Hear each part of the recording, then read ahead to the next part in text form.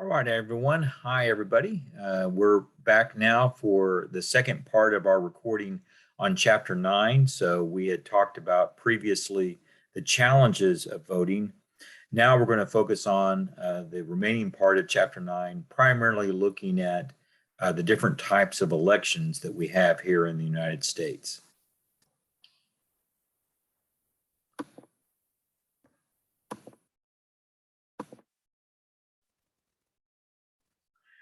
Okay, types of elections. So you will see here roughly about the middle part of Chapter 9, start to focus on these different types of elections.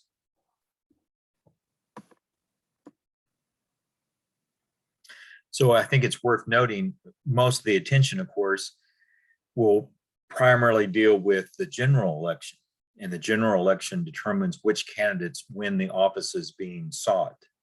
So that's understandable. I mean, it's from there that you get the office holders, and that's mentioned on page 309 in the text. However, how do you get to that point, right? There's other elections along the way before you get to the general election. So to nominate, and this is of course associated then with the previous chapter looking at political parties, that it's the political parties that nominate candidates. Now, how much they involve individual voters depends on the system. So there are ways in which you can have people outside of the political party actually helping to nominate a candidate for a political party. And we'll get to that in just a moment. One way of nominating candidates is the caucus. And so a meeting of party members held to select delegates to the national convention. So I think that's an interesting part is to have a meeting. So when you think about voting, you don't really think about having a meeting, right? You generally got like 12 hours somewhere along the way, and that still may not work for everybody because it's generally held on a Tuesday, although some states will have their nominating votes actually on a Saturday. But you can just show up, go in, mark your ballot, put it in the box, walk away. Well, a caucus, as you can see here, you have to have a meeting and you show up at a set time, and then you have to in some form publicly announce the candidate that you're backing. So raise your hand, stand in a particular part of the room, maybe have a voice vote. And so we can imagine that generally the caucuses have a lower turnout overall. These are some of the states that have a caucus. So I'm sure we have some students here with us that are from Kansas. And so Kansas has the caucus, and that would mean in the nominating process, it's a set day, set time, set location that you would have to be there. So they may only have one or two per county. And you may have to drive a distance, and you have to take up some time to go participate. So all of this helps to explain why there would be lower voter turnouts. Now, what you would also generally get, though, would be people who are far more enthusiastic to support a particular candidate. And so once again, is that question, just how much of a benefit or how accessible should the vote be? Or should there be some type of effort needing to be made to go cast a ballot? And so generally when we look at voting, we're looking at the primary. So you don't have to show up at a set time and a set location and have to publicly announce. You get the ballot, you mark it off, put it in the box, just like the general election. But there's a couple of varieties of the primary. So you have the open and closed primary on page 311. You can see here with the open primary, any registered voter can vote in a party's primary. There can be some exceptions there or some differences. Some are semi-open, that you can be a registered independent and you could vote in a party's primary, even though you're not a member of that party. Or it's fully open, meaning that someone's a Republican could vote in the Democratic primary, someone who's a Democrat could vote in the Republican primary. So there's some different varieties. Another option to that is in some states, I believe Texas is one that has this, you can be a member of any particular party, but once you get the ballot to vote in the primary, once you select a ballot, you're now a member of that party. And then there's something sort of like the open primary called the blanket primary, where they would just have all the candidates of both parties or even the independents or third parties all on the ballot, and a voter gets to select one candidate from that whole group. So in all those cases, you're just looking at a variety of the open primary where people who are not members of the party can vote to select the candidate. The other system is closed primary, where most states do have the closed primary, and that's voting in a party's primary is limited to members of that party. So those are the only people who vote in that. In Oklahoma, we have a bit of a variety here. Democrats in their primary to select their candidates have a semi-open system where a registered independent can vote in their primary.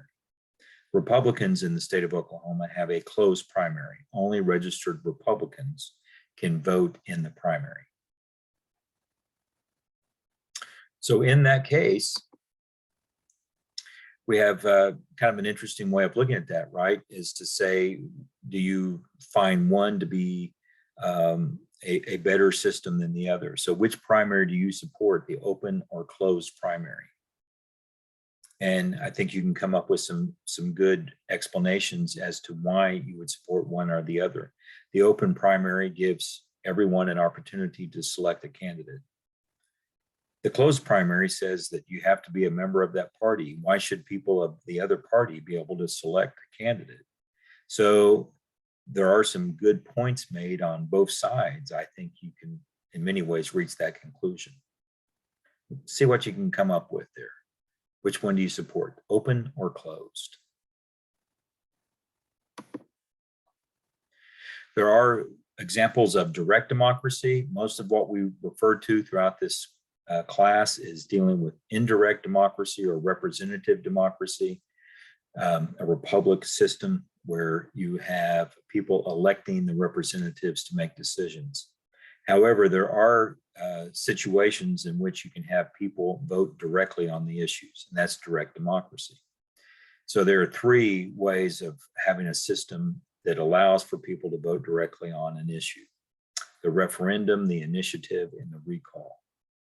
Now, in all three of these, it does take some citizen involvement to make it happen. And you can question who exactly is organizing these citizens to make these activities. But it does give people an opportunity to vote directly on an issue. A referendum, it's already been passed by the legislature, and now the voters vote on that system.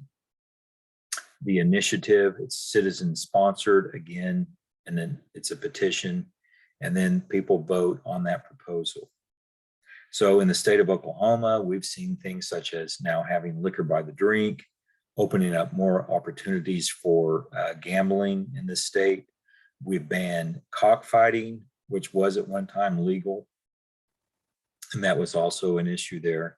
Medical marijuana. So there's been quite a few issues that have been approved by the citizens, all examples of direct democracy.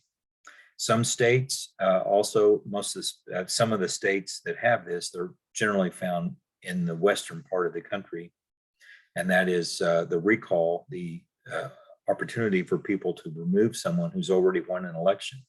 Maybe they've won an election, they've been there for a year and a half, and there's enough signatures to remove that individual. And both in those cases, again, you're left somewhat with the question, who has the ability to generate all these signatures and get this kind of involvement?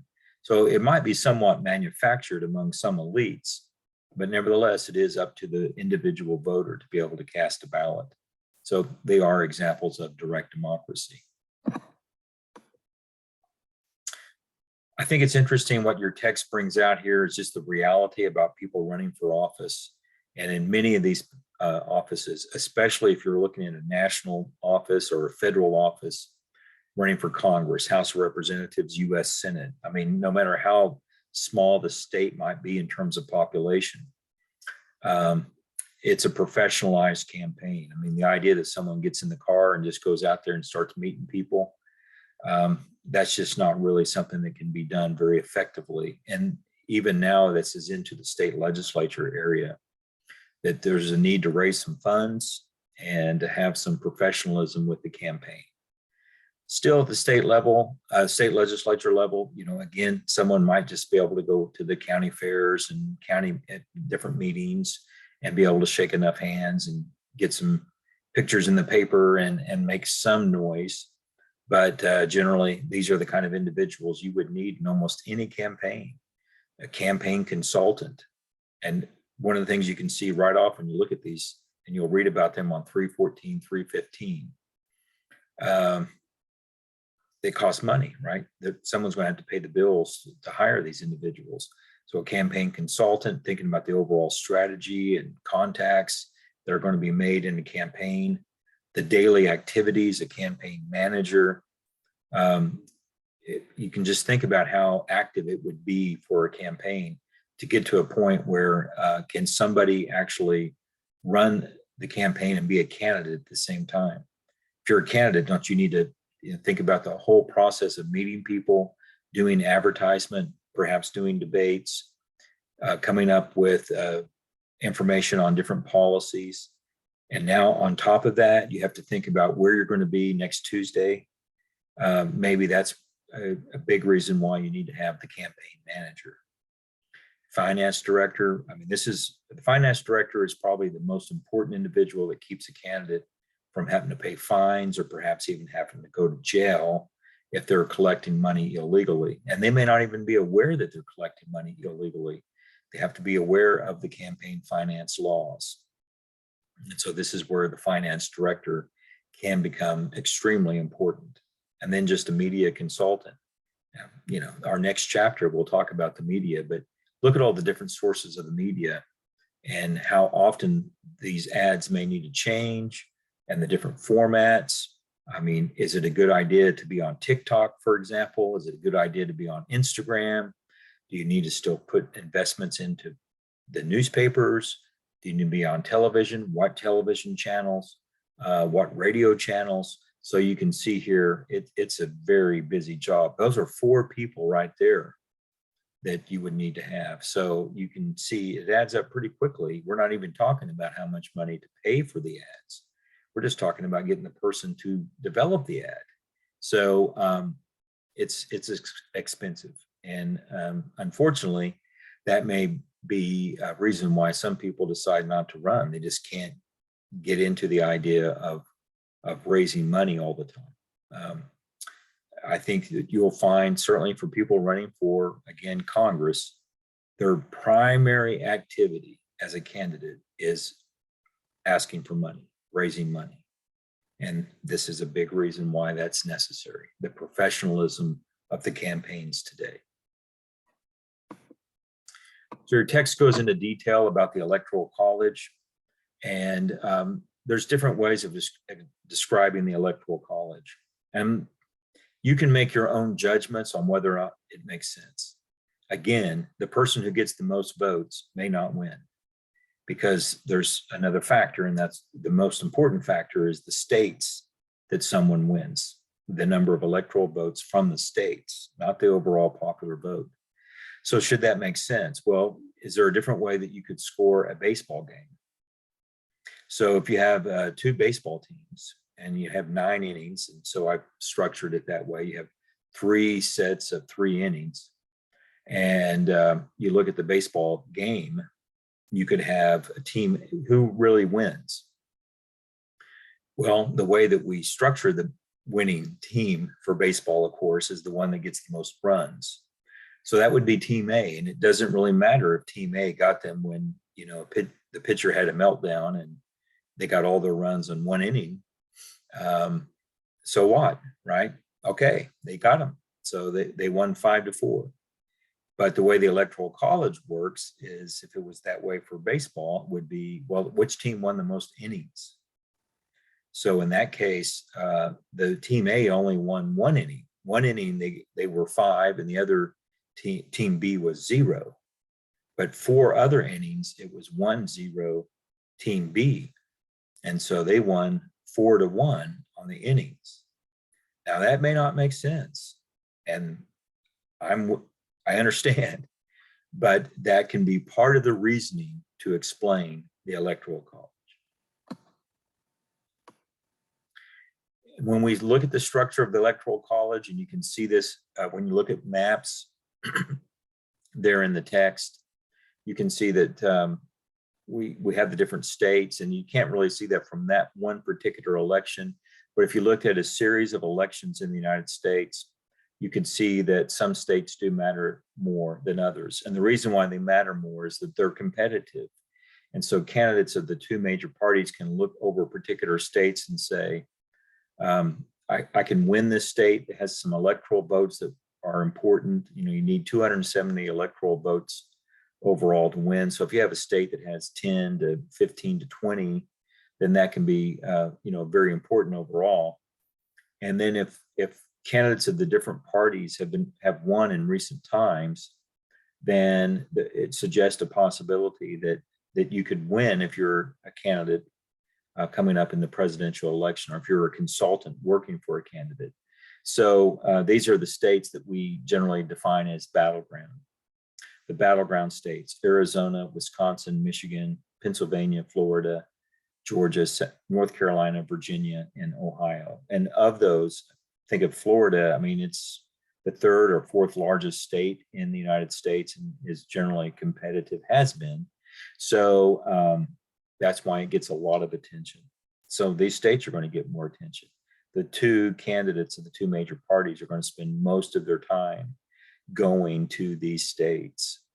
And in the last two elections, really the three key states were Wisconsin, Michigan, and Pennsylvania. So these were three states that had been supportive of Obama when he was president, carried by Obama in both of his elections. Then they were carried by Trump. Then they've been carried by Biden in the last election. So they're battleground states. They're certainly up for grabs, perhaps more so than other states. And so they'll be getting a lot of attention in the 2024 presidential election.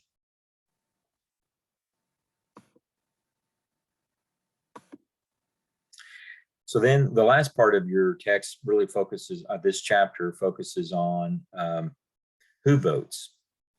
And so 318 to 320 gives us some focus there and some ways of considering the greater likelihood of voting. So two big factors. In fact, the number one factor is education. Those with more education are more likely to vote. It may not necessarily always work out this way, but those with more education tend to have more income. So those with more income are more likely to vote. When it comes to ethnicity or race, we're not seeing that much difference between white and Black America. We do still see some difference in terms of voting turnout among those two groups, and then Asian and Hispanic. So we do see some differences in our country in terms of ethnicity. But it is interesting and a challenge for us, and also important for us to consider that if those who have less education and less income, perhaps the populations that need more attention through our political system the most, are less likely to vote, then we can see what kind of outcomes we consistently get in our political system. And that may explain why they don't vote, is that they're not getting much attention. But perhaps they would get more attention if they would vote more. And there needs to be a system that's more organized towards helping those with less education and less income. But those are important pages to look over on getting some idea of who's most likely to vote. If you're a candidate, then you're considering the most likely voter as well, and perhaps gearing your campaign that way. Now, this is not the most recent, obviously, turnout rate, and it doesn't have all the countries on here. But I mean, this is 11 years old, so there certainly has been some changes. I would point out that the country even below the United States here, South Korea, has had a higher turnout than what we see there in 2011. The United States has also had a higher turnout than this. But what we can appreciate from this is that there are many countries that have a higher turnout than the United States, and that's pretty consistent. So you can go look at some more up-to-date charts that would show countries' turnout rates, and they're generally higher in other countries. Some of this is somewhat misleading. Brazil has a pretty high voter turnout, as does Australia, but both of those countries have a requirement that you need to turn out. You'll pay a fine if you don't vote. And we'll talk about that issue here in just a moment. But we can consider why there might be a low voter turnout. And these are some of the explanations for it. We don't have a voter holiday, we talked about before. Our elections are on a Tuesday. That goes back to when farmers would bring their crops to market, their produce to market. That was in the 1780s. So, so it would be a Tuesday. Tuesday was the day that was happening. So might as well have elections when most of the farmers are in the village or in town. But again, that's coming back from the 1780s. Campaigns last too long. We have a two-party system brought about from our election system, single district, simple plurality. So if people don't like the voting system, it's what it produces, which is a two-party system, then you don't have very many choices. You could come up with a system that has more choices. We mentioned that when we looked at proportional representation in Germany. And Germany does consistently have a higher voter turnout than we do. You've got roughly 6 parties that are well represented, somewhat represented in the Bundestag in Germany. And so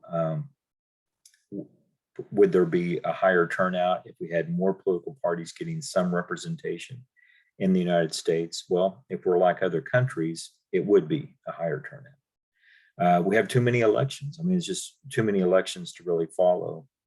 And I mean, you just think about it, city elections, county elections, referendums, initiatives that might be separate on the ballot, school district elections, statewide elections, federal elections. So it's really hard to follow all of those, and it helps to explain why we have that lower turnout.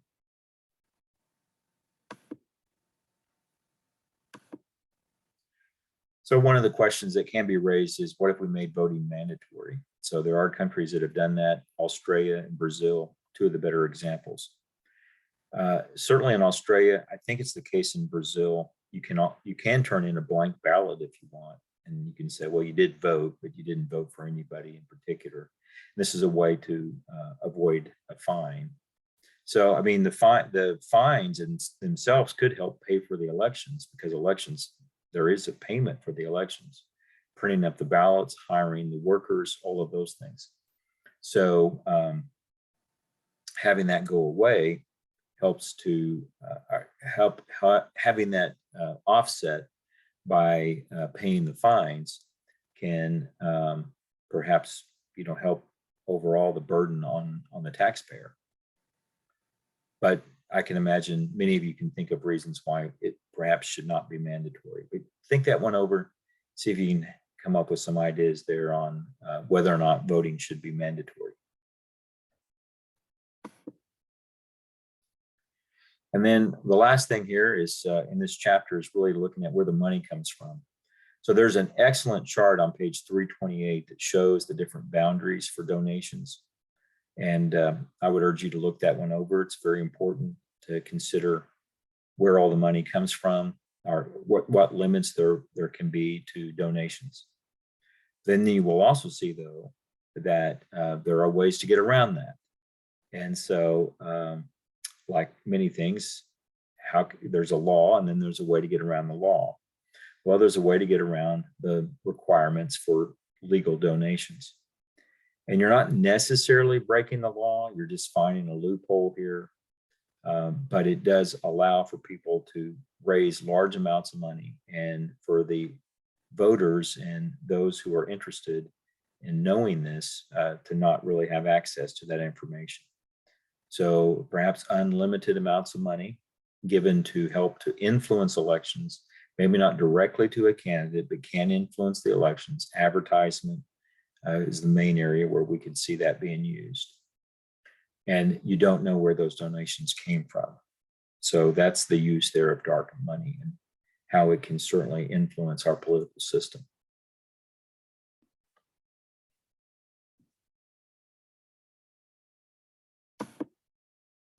Okay, so that's where we are with looking at campaigns and elections in Chapter 9. Our next recording will be on the media.